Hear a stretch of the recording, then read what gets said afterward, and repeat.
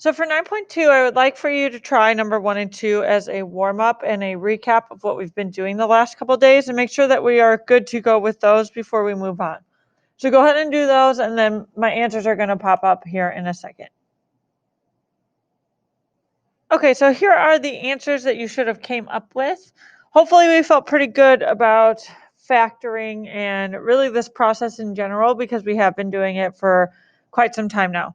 Okay, so we would have factored, you had a T-chart in number 1 for the blue and the orange.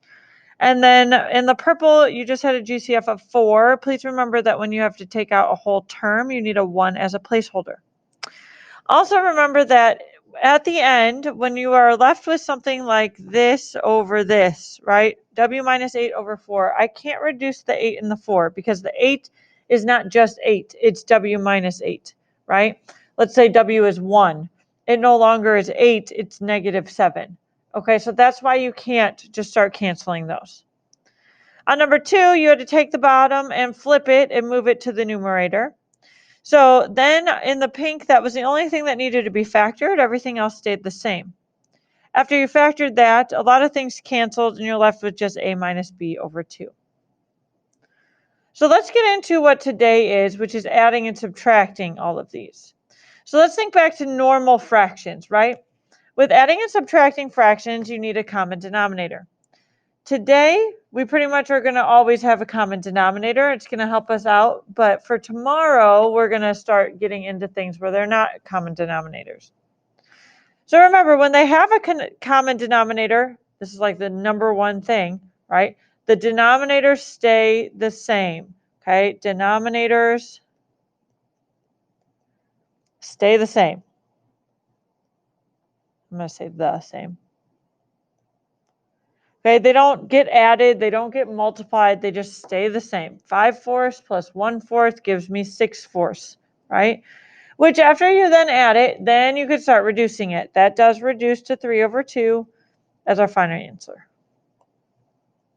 On the next one, nothing changes just because there are 3, right? The denominator stays the same, and then we do 7 plus 4, which is 11. 11 minus 3, or sorry, minus 5 is 6. So we get 6 over 9, which reduces to 2 over 3. So how do we add or subtract fractions with like denominators? Okay, this is like the big part of today. Okay, what we do is we add or subtract the numerators.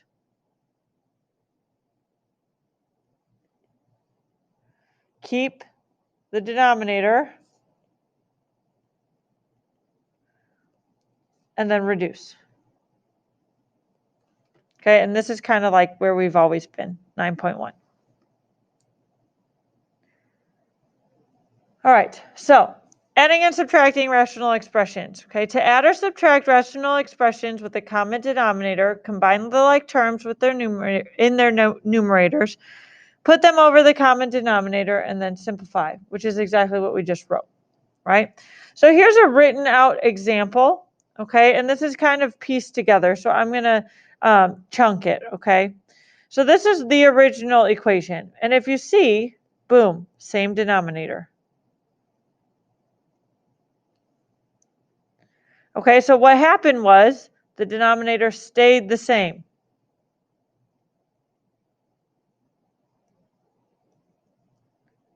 And it stayed the same throughout. Okay, the numerator kind of just gets smushed together. But notice how everything gets put into parentheses. That needs to happen every single time. Okay, big thing on the parentheses. And then we're going to start combining the numerators. Let's just see. Combine numerators. And when we do that, we're just adding like terms. So then we get here.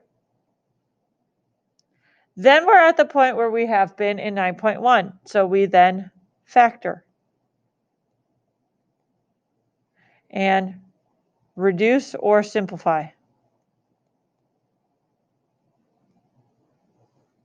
Okay, so that's the process that we're going to do. And you can use that as a reference later, as well as this one. Okay, This is one that you would do a little bit more factoring, okay? So again, you have a common denominator here, you have a common denominator here. So you're going to end up factoring that t-chart, that trinomial with a t-chart. Okay, but before you factor any of the original in the numerator, you need to rewrite it as one thing, okay? Big thing about minuses. If it's a minus in between it, that does mean that you have to distribute the negative. Okay, that's why you always want to put it in parentheses. Okay, distribute the negative. Okay, and otherwise the process is the same. So let's get into some examples. Okay, so for this one, again, denominator stays the same. Numerator, we just rewrite with parentheses. Now, you might think that that step's not necessary, and it's really not, but once you get into subtraction, you need to make sure that you're careful with it, okay? So now, all we have to do is add and combine like terms. So 4x plus x is 5x, 1 plus 9 is 10. I totally didn't finish this problem. We're not done here. We need a factor, right? So if we look at our numerator, we can take out a 5, and we're left with x plus 2. Which if you notice, we also have in our denominator, so our final answer is just 5. In the next one, we need to either rewrite them as with the parentheses, or you can just distribute the negative right away. Either one works, but our denominator stays the same. So now, we would take this negative and change the signs of everything after. And then we can just combine like terms. 2x squared minus x squared is 1x squared. 9x minus x is 8x.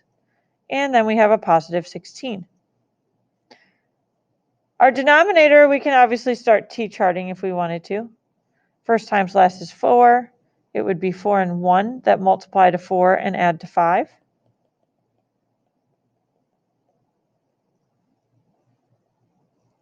Which we can rewrite over here because we need to factor the numerator. The numerator, first times last, gives me 16, and it would be 4 and 4 that multiply to 16, add to 8. This is x plus 4, and obviously one of the x plus 4s cancel. Now because there's not two x plus 4s in the denominator, I can't cancel both in the numerator. So our final answer, x plus 4 over x plus 1. All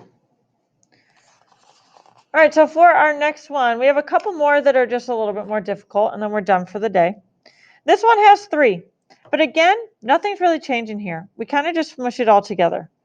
So our denominator stays 2x squared plus 4x minus 6. And our numerator, we kind of just throw it together. 3x squared plus 6x minus 9. Now again, you can put them all in parentheses, but this one, there's only one term for each. They're all monomials, so it just kind of goes together.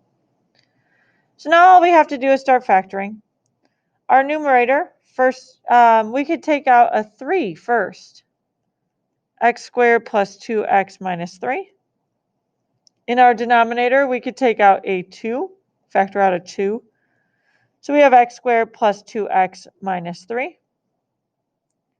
Which, at this point, we actually can factor both, but hopefully you're noticing something about those two parentheses. They're actually the same thing. So we can cancel them now. You could t-chart them and then cancel them later, but either way, you'd end up with 3 halves as your final answer.